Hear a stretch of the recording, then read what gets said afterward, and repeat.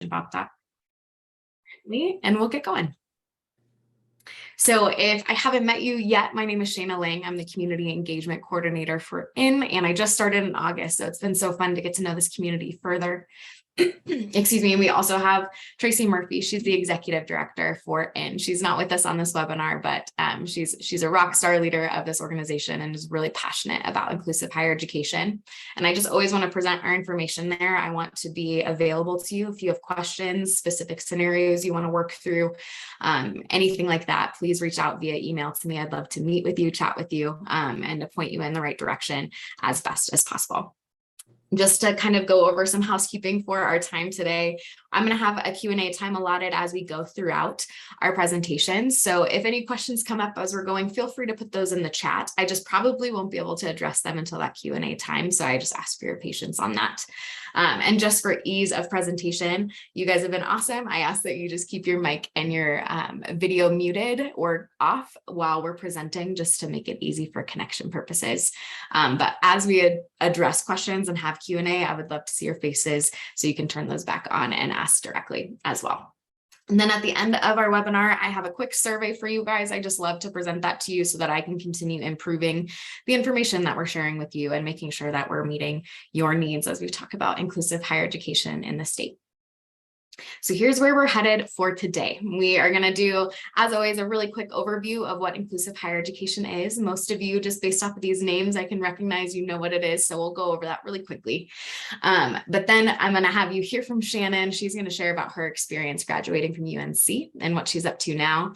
And then we're going to go into what are the best practices we've seen nationally and locally that are preparing students for meaningful employment or meaningful independence when they graduate these programs. And then what's actually the data that we have from the national level, and what are the outcomes that we currently have from our students in Colorado. So I hope it's informative and meaningful to you. As I mentioned, ask questions as we go in the chat, or when we get to that Q&A, go ahead and unmute yourself and ask us directly. I would love to be a resource in any way that I can. So let me just quickly go over what is inclusive higher education, who is IN. IN is a nonprofit that works to advocate across the state of Colorado for programs for students with intellectual disabilities to be able to be fully included in college. So these are for students that would otherwise not be able to meet the college entry criteria, but desire ongoing education, social engagement, and want to learn skills for meaningful employment. And so really some of the things that I love to focus on, that bottom paragraph, our hope is that more and more colleges are opening their doors to students with intellectual disabilities so that they can continue their education and preparation for life. That's really the outcomes we want. We want them to be fully engaged in their education, but really be prepared for life. And as a caveat, IN does not provide those direct services to the students once they're in these programs, but we work to connect families, educators to the programs in our state and work to support those programs to continue increasing their services to students. So this is our picture of what inclusive higher education entails. It's very robust, all-inclusive. We want students to be walking out of their programs feeling equipped for their futures, feeling like they have skills in their back pocket. And so they're fully included in academics, and it's inclusive programming across the board, fully included in social engagement on their campus. They are just like any other student, able to attend the social events, etc. on campus. There's development, intentional development in their career skills and preparation for employment. And that's what we're really going to talk about today, as well as independence. How are they gaining further independence so that they can be more successful as an adult when they graduate? So these are the three schools that we currently have in Colorado. We've got Elevated ACC in Littleton, that's our community college model, Office of Inclusive Services at UCCS in Colorado Springs, and then Goal at UNC in Greeley. And we have recently received a House bill that has gone forward so that we can have a grant program for more programs in the state of Colorado to open their doors for students with intellectual disabilities. So over the next couple of years, we're going to see more and more programs pop up in Colorado, more and more students with intellectual disabilities being able to be included on their college campus and then being able to experience a meaningful future. So really excited mainly for you guys to hear from Shannon. So Shannon and I just honestly last minute connected, but we chatted on the phone and she was telling me a bit about her experience. And so I really wanted to give you all a chance to hear from her, since she recently graduated, and just kind of have a picture of what that process, what inclusive higher education has meant to her and how it's impacted her future. So Shannon, welcome. How are you? I'm good. How are you? Good, good. Thank you for taking the time to share a bit. Yeah. I would love for you just to start by sharing your name, the program that you went to, and what you studied there. Okay. Well, I'm Shannon Murphy. I was with the Gold program. I'm wearing the UNC Rapping. shirt. I graduated in May. And now I just work for a foster care agency. Like it says on the screen, my major was human services. And yeah, now I'm just doing it, which is crazy. But it took me 6 years to go to school. So I originally went to Colorado Mesa University here in Grand Junction. But I transferred kind of to UNC, but because I was like doing it part-time here, I had to do 4 more years. So that in total is 6 years. So yeah, but Lots of time in school, huh? about me, yeah. Yeah. Yeah, it was super weird it is still super weird to just not be in school. Yeah, it's a new normal. Yeah, because that's that's a really long time to do something super consistent like that. So Absolutely. Absolutely. Well, and I wanted to give you a chance to share a little bit about how that's impacted you and what you're actually doing now. So I'll go through and ask you some of those questions I sent you in advance and just okay, share perfect. however much you want. So to start, I'm just curious, what are some of the biggest things that you learned during your time in college? What do you feel like those were your biggest takeaways? Um, I don't know. I would say just independence, and self-awareness for sure. Yeah, probably like it's just an important skill to learn. And I found that like people with disabilities are kind of shielded from that. And it doesn't really benefit anyone in the long run. So yeah, definitely self-awareness and definitely independence. And throughout my time at UNC, I learned that I was just like the average person. And I didn't let anyone tell me I was anything less than that.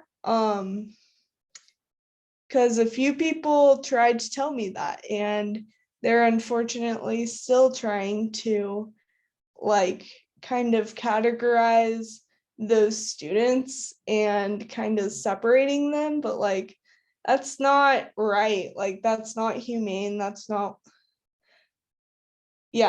just not okay. Not inclusive. Yeah, absolutely. So I personally didn't let that person do that to me. Mhm. But like I said, unfortunately, there's still some exclusion in that area. So it's Yeah. just kind of the way it is. But Well, I'm encouraged to hear that you've built the self-advocacy and self-confidence to be able to speak up against that and to continue pursuing goals, dreams, no matter what. I think that's huge. thank you. So speaking of which, your dreams and your goals. So I remember this picture and this note on the screen was asked of you before you graduated, and your future goal was to work in social work at a foster care company. And you're Yeah. doing that right now. So can you tell us a Yeah. little bit about what your job So is? I've been working there for about 4 years. I started the summer of my freshman year, and I have been working there ever since. And I just actually started coaching So like actually doing what I learned for 4 years, like 2 weeks ago. So yeah, it's been really fun. It's kind of challenging at times, but that just, comes with the job. But so yeah, my job coach actually at UNC actually found, I don't know how he found this, but he found my job basically. It's called Aerial Clinical Services, and we have branches in Colorado Springs and Denver, I think, and Grand Junction. So I obviously work at the Grand Junction one. And I love it. I'm like so beyond blessed and beyond grateful to be working for them. And my boss is like really cool and really chill, and she's just a great person to work with. So, and I love working with my coworkers, and they're all really cool. So, And I love that. Yeah, there's so many pieces to having a job, all those pieces really matter. Your yeah. connections with coworkers, the joy that you have in the role. So it sounds like you've kind of progressed. So you started at a specific type of position there, and now you're progressing to really offering services to students in need. Is that correct?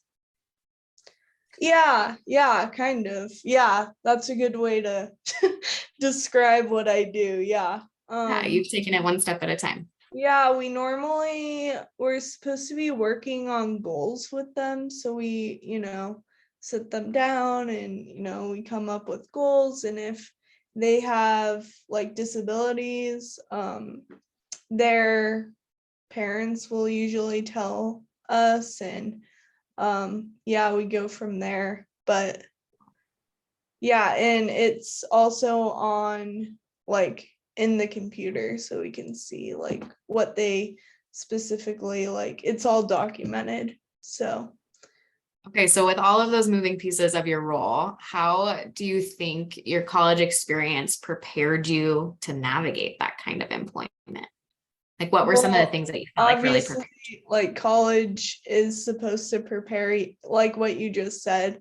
Um, like you get prepared because of classes.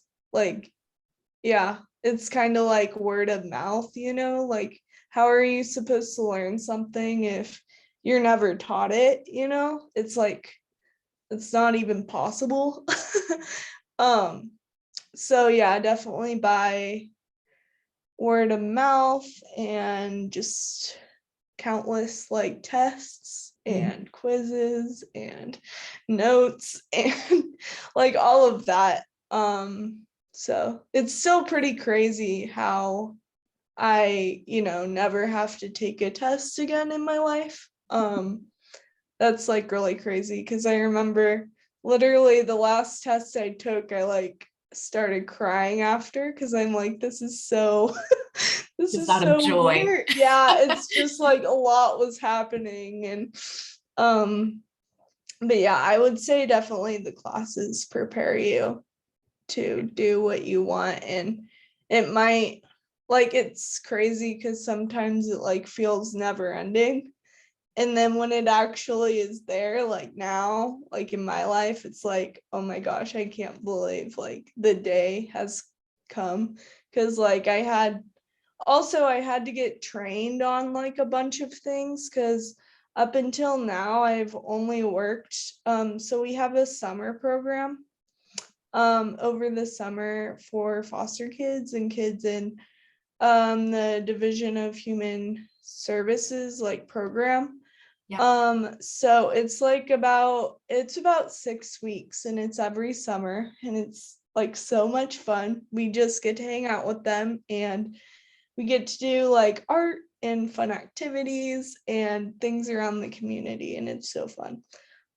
So I've only been working that. So I had to, and that's just like a very tiny part about what, my work does. But because I've been in school until now, it's, um, that kind of was how that went. And then so I had to get trained on like basically everything.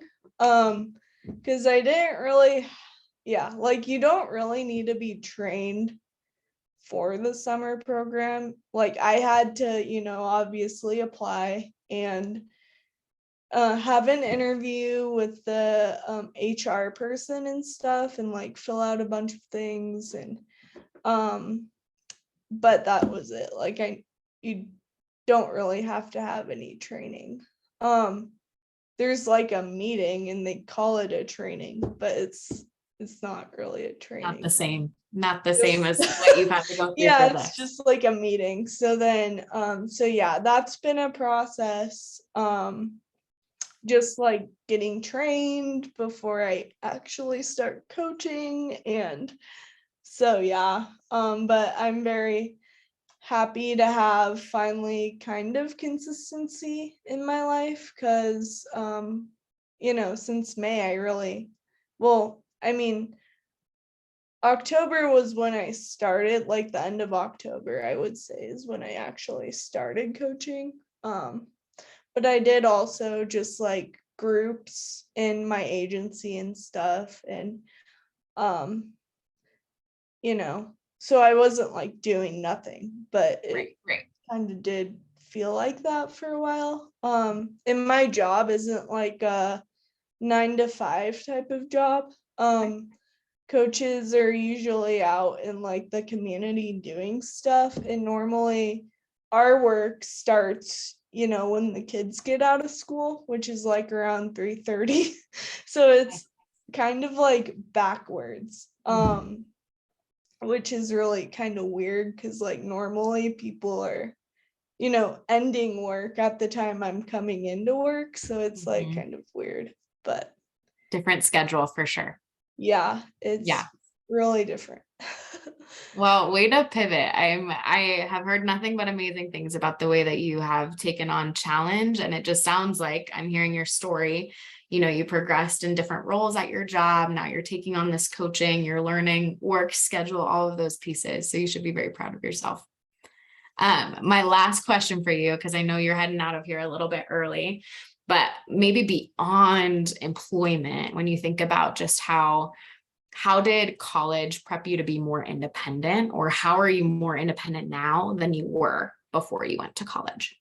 I would say like definitely experiences, and being away from my family. Yeah. And like when I did see the independent question, I had to think about it for a while, because like I'm unfortunately still living with my parents. Yeah. Um that's Very not ideal. Mhm. Most people when they're in college, like when they graduate, don't want to live with their parents, because it's just not honestly that, normal to, do that. But I'm doing it because, I found out in March that from my boss that this job that I have will only be part-time, for, because I think it's mostly because of the kids, getting out of school. And so then I found out you can't live like with a part-time job and just live by yourself. So I thought my original goal was to be moved out of here last month.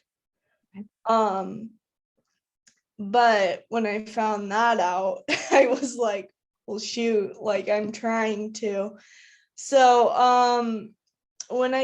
so the plan is, so we have, my office has a coffee shop next to it, and it's part of my agency. But it's also kind of different at the same time. So that's also a part-time job that all of us are kind of looking at. But I told my boss that I don't want to like start that up until I kind of get used to this and like have my full on clientele, because right now I only currently serve one family and one kid and stuff, and so she just wants me to start really slow until I get used to it. So I'm thinking realistically I'll start the coffee shop job in like either January or February. Okay. Probably January, but depending how, things go. And my boss was saying the other day that she thinks I'm ready to, take on more clientele, which is super exciting. So Yes, way to go. Very cool. Well, again, just as I'm recapping what you're sharing, I yes, love it's that good. you're Someone said Perditas on the thing. I'm surprised you know what, the name of that. Yeah. that's It's a Bob. Bob knows everything. Oh, That's okay. what I'm learning. Oh, okay. Sweet. I Well, love that. But Shannon, I love that you're taking things in stride. So I think a lot of times we talk about, and we'll share a little bit more as we go throughout our webinar, we assume that our students that graduate from these inclusive higher education programs have to have it all figured out as soon as they graduate, but there's wisdom in no, that's taking it not one true. step at a time, right? Because then you can actually settle into these parts of your life and Yeah. have comfort and confidence in them. So I'm just really Yeah. impressed to hear you Yeah, take those steps. I always was so scared. Like I literally said this so many times last year that like I just don't want to fall on my face. Like that's like what I kept saying to my leaders, because I was in a club called Bear Catholic for about 4 years. And before that, I was a part of this club at CMU called Mesa Catholic. So I kind of just transitioned into Bear Catholic. But what I kept telling my leaders was I don't want to fall on my face. Like but the thing is, it's like I've learned that when you're in the moment, you like know how to do it. It's like you can't, it's like harder to prepare for stuff without, like I said, Being like in the season. actually being in the moment and stuff. Yeah. But when you're actually in the moment, I found that I'm actually able to do a lot of things that, were once really hard. And I used to struggle a lot with emotional regulation. And that's something that, people with disabilities just aren't taught, which is like kind of messed up because, like I said, like it doesn't benefit anyone in the long run. Right. And it just makes like someone who has a disability, it's just stressful. Like it's so stressful. Um, and that's a service that people just, educators, like everyone just doesn't tell the person with the disability about. And it's like, well, how am I supposed to, like I said, like before, like how are you supposed to learn something if you're not taught it? Yeah. Like, So can I ask you a question then, Shannon? Where do you feel like you learned that self-regulation? Like, how did that come about? well, so I was a part of Bear Catholic, and my leaders um were kind of helping me, like preparing me and stuff, and maybe a little too much. And but one of my leaders, we unfortunately, like we're not friends anymore.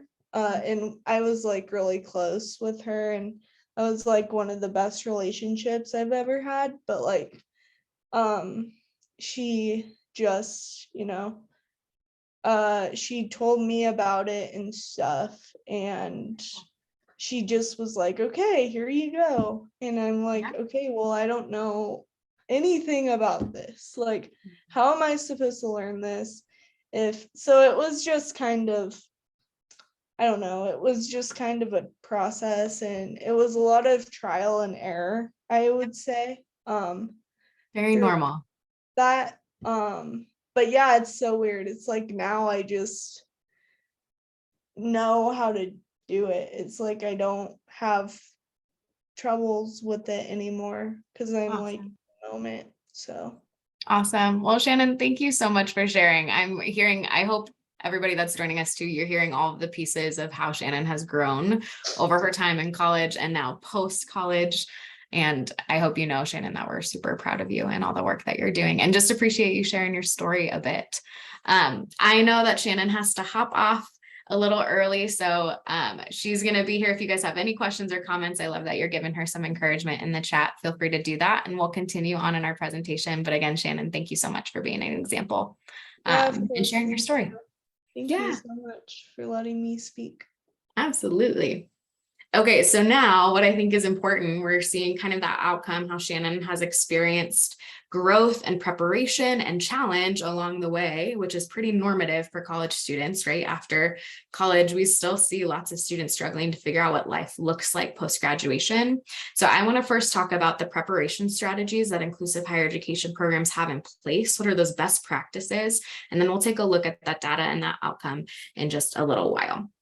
So when we focus on preparation for employment, we want students, as they're moving through inclusive higher education, to feel like they're gaining skills, both hard skills and soft skills, to make them successful or to help them be successful in whichever endeavor they pursue post-graduation.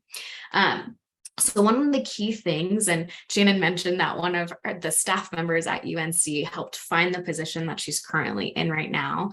One of the key things for success in this is each of our programs have a vocational coordinator. So somebody dedicated within that program to work with students on vocational skill development, to help them find meaningful job experiences during their time at an inclusive higher education program. That wasn't always the case. That's come with development. And we found that that's a really crucial staff person to have, because that's really the outcome that we're looking for. And then also, I've mentioned this in other, breakouts of what inclusive higher education looks like, but a key piece of preparation for employment is a progression of job experience, that we're not just shoving students into one job experience their senior year and hoping that goes well, which is the typical college experience, but that we're giving them a progression of experiences that are developing those skills, giving them some safe places to try out what they like and what they don't, things like that. So a pretty common breakdown of a 4-year progression looks like this. The first year, students are working with that vocational coordinator to figure out self-discovery and job exploration. What are things that they're interested and not interested in, and just kind of digging through that in a really meaningful way. And then year 2, really moving into, okay, if you know where you want to head, what are the skills we need to be developing for you now? Working with that coach to develop some of those skills, or finding areas that they can naturally develop those skills across campus. And then really having a supported job shadow or internship where they're having some hands-on experience, eyes-on experience, so to speak, to see a day in the life of those types of jobs. And really, we're wanting to see students ideally in paid internships, obviously, but there's lots of internships that are unpaid at the college level. And so any kind of experiential internship or job shadow is going to be a win, a benefit for them at that point in their progression. Year 3, really wanting them to be placed in an internship on or off campus in their area of interest. So they started that exploration, that digging, and now at the junior level, we really want them to say, this is kind of the zone I'm heading into, and these are the experiences we want. And year 4, we're ideally wanting them to be placed in paid employment in their area of interest and having a connection with DVR. So DVR is a division of vocational rehabilitation. They offer counselors that support students in employment out in the community. And so really, we're wanting to see a clearer pass off between inclusive higher education, that preparation zone, giving them meaningful experiences, and then having them connected with DVR to help them maintain that ongoing employment in the community. So under some of those pieces, so year 1, that self-discovery and job exploration, some of the pieces that are included in that are taking interest surveys. ONET online is a common place that a lot of students go, just to figure out what are the expectations of most jobs. What do I have to have in terms of a credential if I want to work there, pieces like that. So they work with those program staff to really dig into what are the expectations of jobs and what am I interested in. And then also, as Shannon mentioned, she learned so much from her classes. So students need to be taking classes that are in line with that career goal to give them skills. The beauty of these programs, their students are receiving comprehensive higher education certificates. So they're able to really pull in multiple types of classes to help them develop skills that are appropriate. So some examples, we have students that were really interested in entrepreneurship or running their own photography business. So they were taking classes in photography, also taking classes in finance to be able to navigate that level of management when you're running your own business classes where they can kind of piecemeal together meaningful coursework to help them build up more and more skills to be successful in that arena of work. And then for the job skill development, a lot of times it's working with that vocational coordinator, but also this can be provided in their course. So there's one course where all the students from inclusive higher education programs are together getting direct instruction on some specific skills. That's kind of their specialized course. The other courses they're taking fully included across the campus. But sometimes in that course, they're talking about job skill development, how to find that job, how to search for open positions, writing a resume and a cover letter and having support along the way with that. And even having mock interviews or having somebody from the program be able to sit in with you at an interview to offer some support based on your communication needs. So there's a wide range of available supports in that preparation piece when it comes to interviewing, searching, preparation with your resume, cover letter, etc. And another thing that we have learned over the years is that a really pivotal concept is called job carving. So job carving is when a program staff and the individual work together to determine what is the specific outcome, what are your strengths and your goals that you're after. And let's start from there and then look and see what available positions kind of meet that need, rather than the other way around where we're just looking at open positions and hoping to place a student in any willy-nilly position. We really want best practice at these programs is that students are able to communicate their desires and their goals and how they want to reach their end goal of their dream job, and then being placed in positions or employment experiences that are tailored towards that. That's not an easy feat. Job carving definitely takes a lot of intensive work and community engagement, but that's really where we want to be. And that's where we've seen the best experiences and the best outcomes is when our program staff can do that job carving in the community. Say, here's an individual that have these skills and these passions. How can they fit into this particular organization? So with that, as I mentioned, partnerships are really big in the community. Another component is partnering with the campus career services that are already in existence. Students in these inclusive higher education programs, we want them to be able to be fully engaged in the other supports that students across campus are receiving. So I know from experience at ACC, a lot of times the inclusive higher education staff will go with a student to meet with a career counselor from their career services, just as a support and advocate as needed, but really they're empowering that student to engage with that career counselor as any other student would, to look at the database that any other student would look at in terms of what jobs are available in the community, and to strategize some skill development with that counselor. So something that's really effective for our students is knowing that they can access those services during their time at an inclusive higher education program. Another big partnership that's pivotal and is constantly growing is a partnership with the Division of Vocational Rehabilitation and Community-Centered Boards. So really our goal is that students would be connected to DVR before they graduate so that they can have on-job support that's more long-term, that doesn't have to end after they're done with their inclusive higher education program where that staff is, but can be a continuation of supports in their particular field and area of interest. And so that's something that IN has really worked to develop and increase, and that takes some time to navigate. But by and large, DVR knows what inclusive higher education does, the goal of inclusive higher education and the outcomes that students are receiving in terms of their certificate. And so they're aware of the goals that are long-term for them and are working to develop a system to better support them in the long run. So that's a really big piece that we want to encourage families and students that are enrolled in inclusive higher education to always have on the forefront of their minds. That collaboration and connection with those community organizations is really going to benefit you long term. And again, connection with local workforce centers. So anything in the community that would be normative for a young adult to go access, to have questions about employment in the area, we want our students to be connected with that as well. And then when we're looking at how do we prepare prepare students not just to obtain a job, that resume, that cover letter interview process, but how can we develop their ability to maintain employment? And a lot of that comes from soft skill development, which is really hard to analyze and put numbers to, but so much of it from that organization piece, ability to read and respond to emails, timeliness, pieces like that that are really essential. And so within these programs, they're working on that soft skill implementation with students throughout their time in their programs, always focusing on any particular soft skill, like a schedule ownership. If they're able to maintain their schedule of classes, that's going to transfer to their ability to be on time and maintain their schedule at work. So always focused on how is this one thing that you're developing going to help you in your employment field in the future.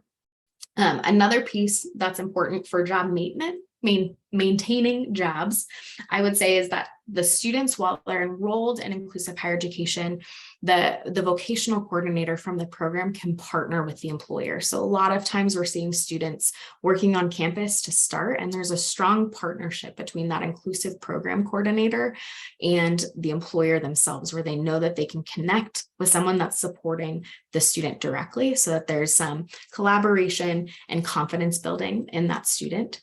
And then available on-site job coaching or training. So our vocational coordinator, maybe peer mentors that are hired by our inclusive higher education program staff, can be a on-site support for students during their time at their jobs.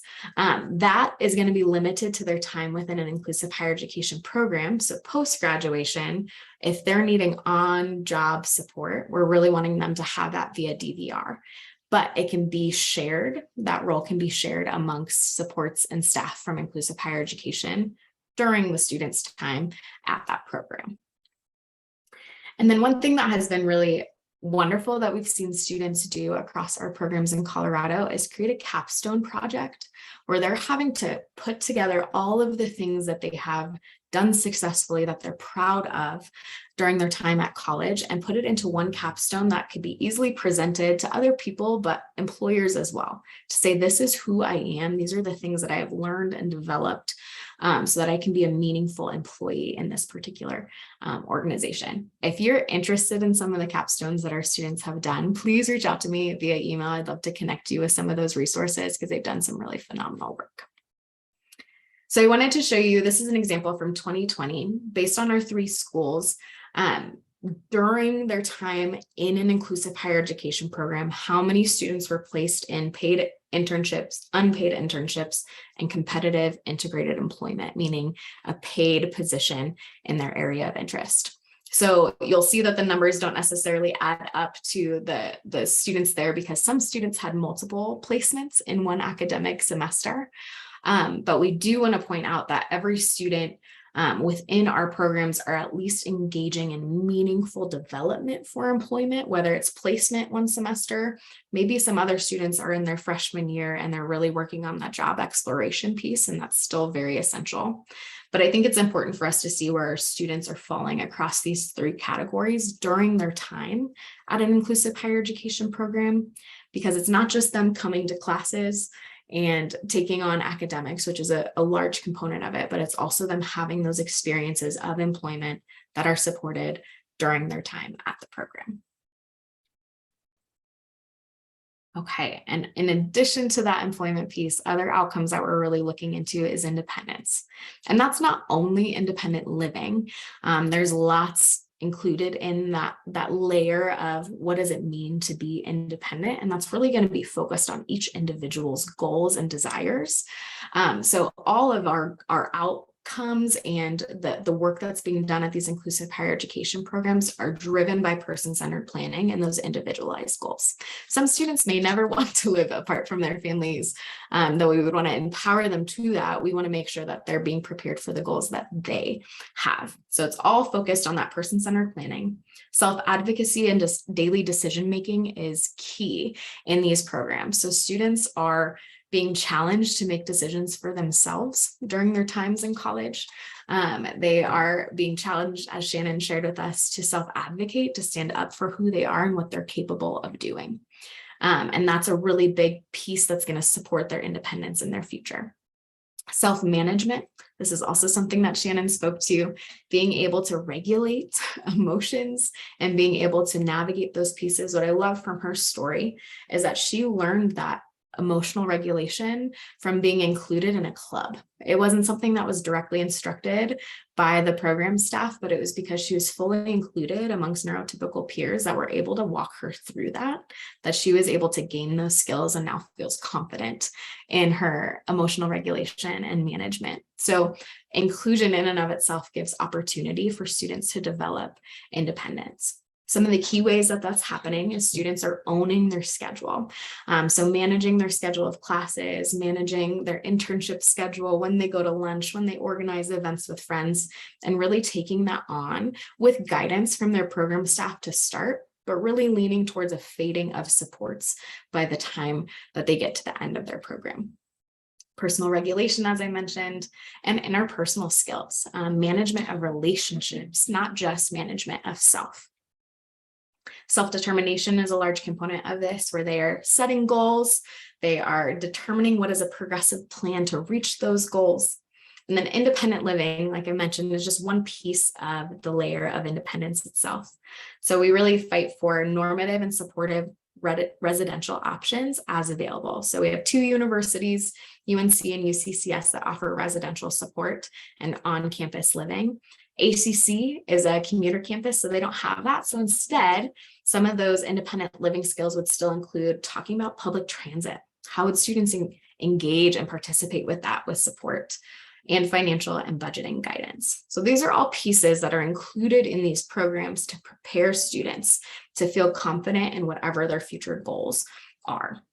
So I wanted to give you guys an example of what is that direct instruction course, that specialized course that students are engaging in, and what's the curriculum? What are they really working through in order to reach those goals or to reach those best practices that I just mentioned? So this is from UCCS, and you'll see it's broken down by fall and spring and 4 years.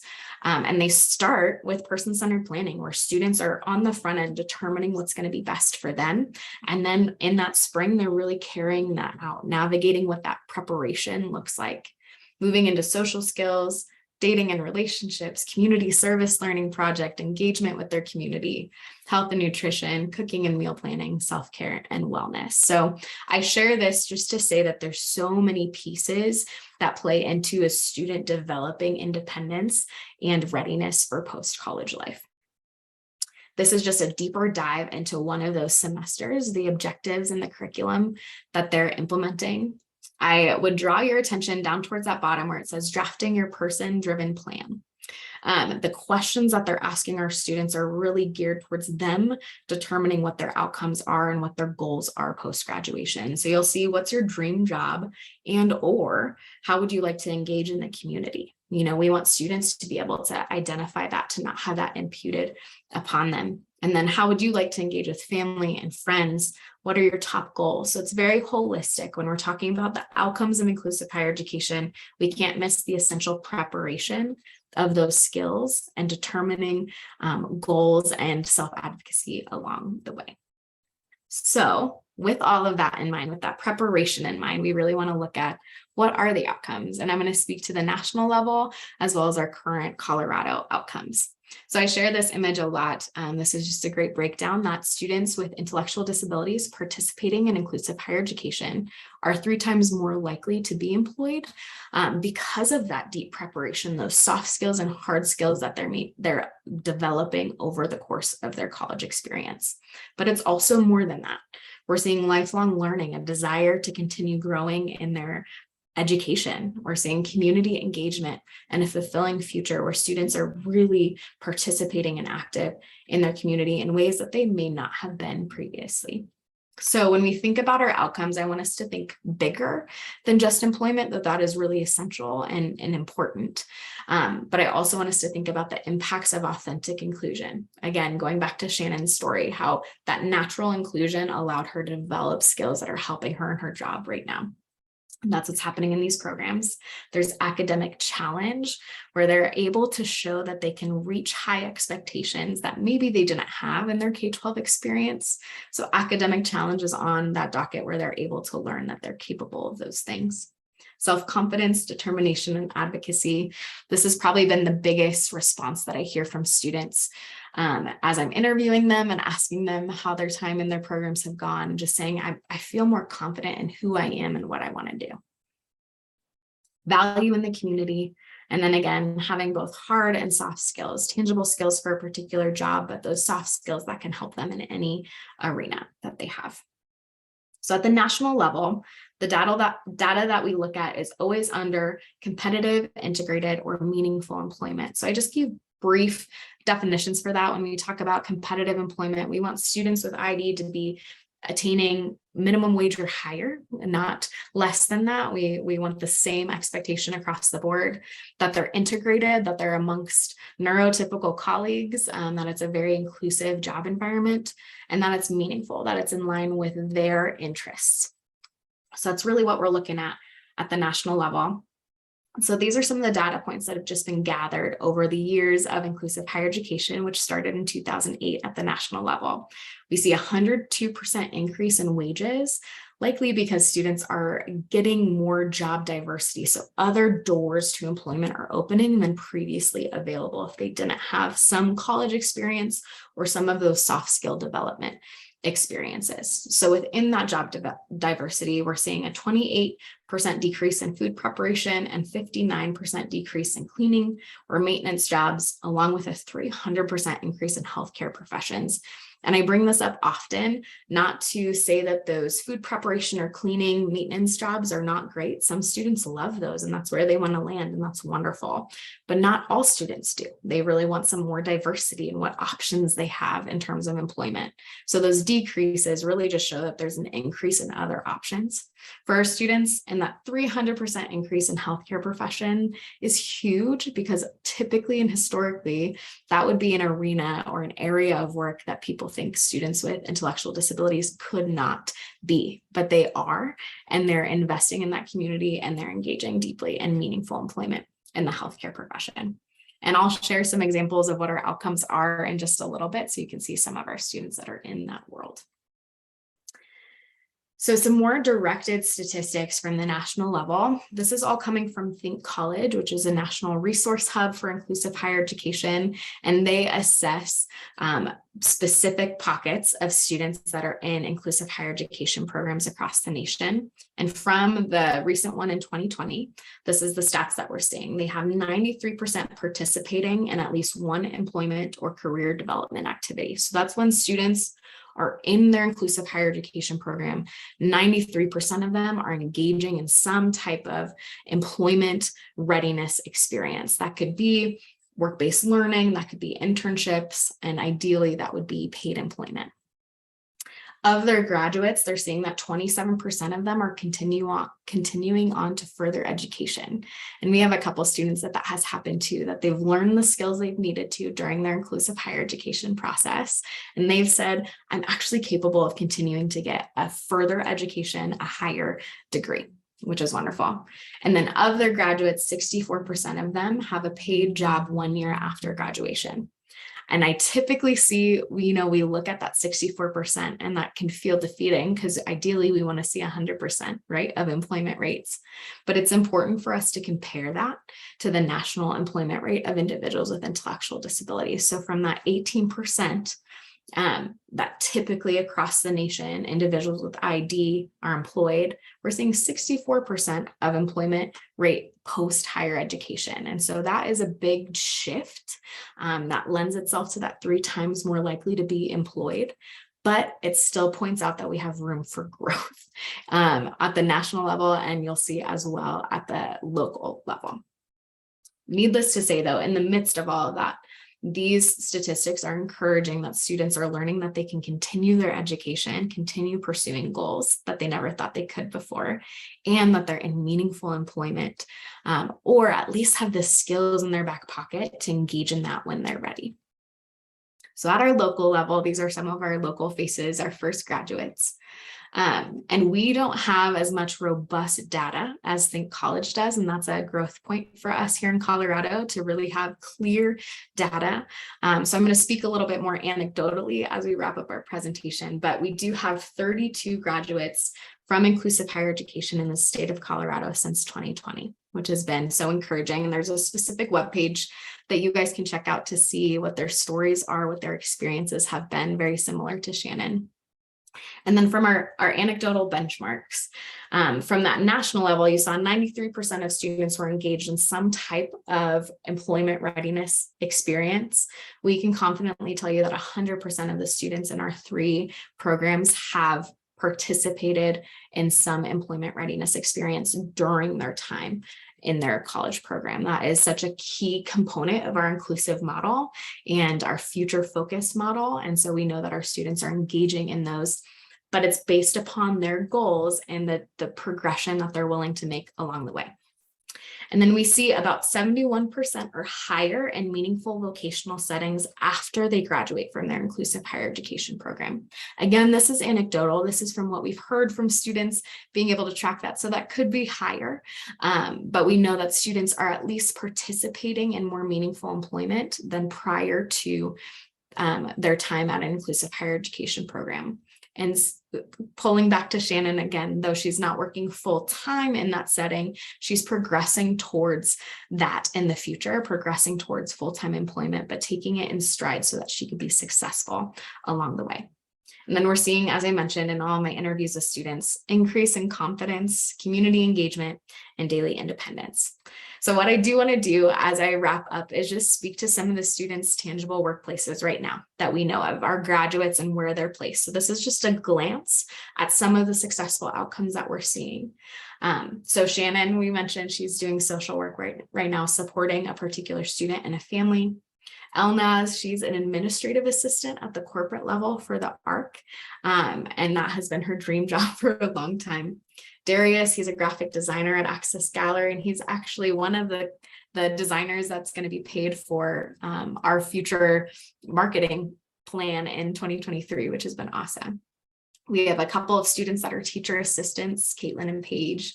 Jasmine, she studied to get her CNA, her certified nursing assistant, and she's now working in the nutrition department at the hospital that she started in.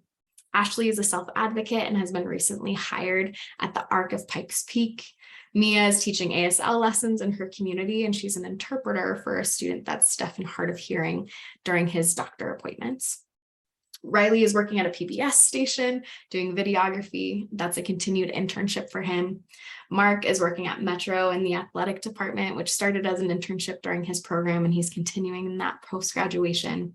And then we have a couple of students, Vince, Noah, and Nick, who are ambassadors for their schools. So their inclusive higher education schools have hired them now as ambassadors, which is pretty normative for a college experience, returning to maybe your admissions office to recruit people to that program. These students are doing that for inclusive higher education. And then aside from some of those traditional employment placements, I also want to speak to some of our other success outcomes that we're hearing from students. So Brianna is a student who's working at a restaurant, not full-time, but what she's really proud of and what she's focused on is she is now living independently. She's been preparing to live with roommates after she graduated, and now she's able to fulfill that. We have Brendan, who he's fully, if you guys know Brendan, he's fully engaged with the people around him, but he's joining local clubs. He's a part of our Young Professional board now. And so there's this community engagement component that he's experiencing post-graduation. Isabel is in a long-term relationship along with other pieces like living independently and working a part-time job, but she's really proud of that management of a relationship that she didn't have before her time in an inclusive college setting. And then Casey, she is completing her bachelor's degree in library sciences. She's one of our students that continued on in her education. And so I just wanted to share some input from Casey in a previous presentation. She said, being in college has helped me grow a lot as a person. I've learned how to be more responsible, more organized, more outgoing, and a better communicator. So those are some of those soft skills that are going to go with her no matter where she lands. And I've also learned how to resolve conflicts creatively, how to be a good student, how to be a good friend, and how to be a good employee.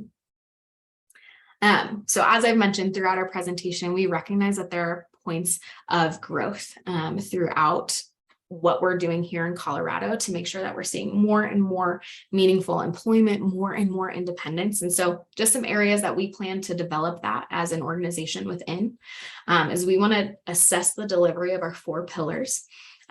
based on students' individualized goals. So what are they doing academically? How is their employment? What's socialization look like? And what does independence or self-determination look like for them? So we plan to increase data collection from graduates on a progressive level, gaining information from them year 1 when they graduate, 3, 5, and 10, so we can see the long-term impacts of the work that we're doing in Colorado. And then we want to continue collaborating with DVR offices for post-inclusive higher education job support. So those are areas of growth that we know we want to lean into, but I also want to point to all the holistic development that students are experiencing during their inclusive higher education program. So I know we kind of went right to the line, but we have a couple minutes and I would love for you guys to share some questions with me and we can chat through some of those pieces. I will also be sending all of this information to you in an email today so that you can have that in your back pocket. Bob, I saw your question about national numbers, so I can pop back there real quick.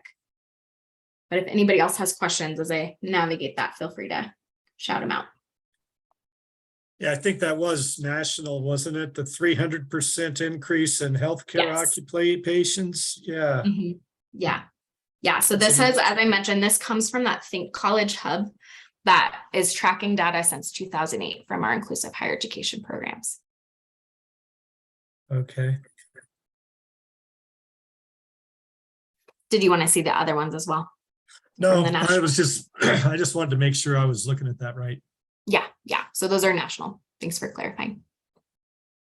Any other questions from any of you? Was Shannon getting DVR support? I know she's maybe off the call, but is she getting DVR support now?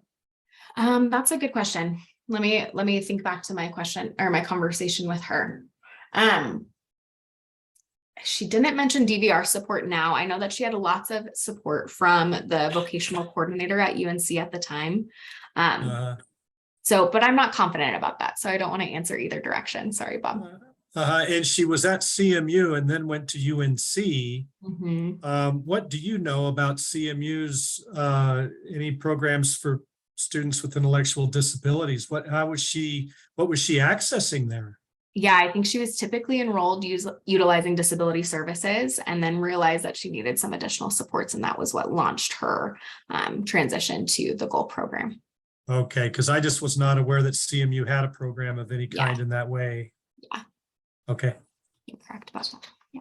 Molly, do you have any questions or input? Yeah, I had one. I believe you covered this in that there's going to be, if I understood correctly, follow up for graduates in increments after they graduate. Yeah, that's a shortfall that we have right now that we really want to implement in the coming year. And it was 1, 3, 5, 10. Yep. Okay. Yeah. Because I think some of the, I think you summarized it by saying some of its progression, like Shannon, for example, who's very part-time. Mm-hmm. Working into, but she's on a path. And so I know for us, like, yeah, Brendan works at a place and another place in the summer, but it's minimal hours and it is work. So right. You're, on the path. And I think that that's the case with a lot of the graduates. Yeah. And I think the stats don't always reflect that. The very, very, very part-time that they sometimes start as. Absolutely. So, Which is not sustainable for independence by any means. And I think, we're looking at with inclusive higher ed, they're taking, instead of taking a full course load, they're taking quite reduced course load so that they can meaningfully engage in that.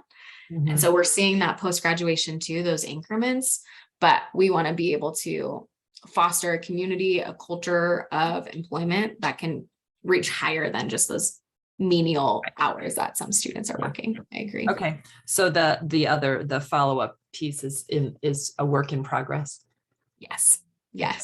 Thank you. That's our points of growth for 2023. Yeah. Okay. Yeah. Great question. Is right now in the way that they're I totally it. understand that. Yeah. But what I do think has been really beneficial for our students and families in inclusive higher education is they now have that confidant and that advocate within the inclusive program staff to be communicative. I used to work at our elevated ACC program. And so I remember communicating with DVR counselors, scheduling those appointments for students and being kind of that extra push for the student. So there's some level of additional support you can receive from that program staff and the type of collaboration they already have with DVR. Though I don't think it's going to iron out every single kink, but it could be additional support that maybe you don't have right now. Yeah. Thank you. Yeah, absolutely. Absolutely. And Polly, if you ever want to just chat and talk through some details, you can always reach out to my email as well. I'd love to support or connect you as able. I'm going to pop this link. I know we're a little bit over, guys. I appreciate you, but I'm going to pop this link in our chat. If you guys are willing to just fill out this survey for me, that'd be great so that I can continue providing information that you need. And then, as I mentioned, I'll send this all out to you via email so you can reach out to me directly if you have any input or questions. Okay. Thank you so much. Yes. Thank you, everyone. I hope you have a great rest of your Monday. Thanks for giving me your lunchtime.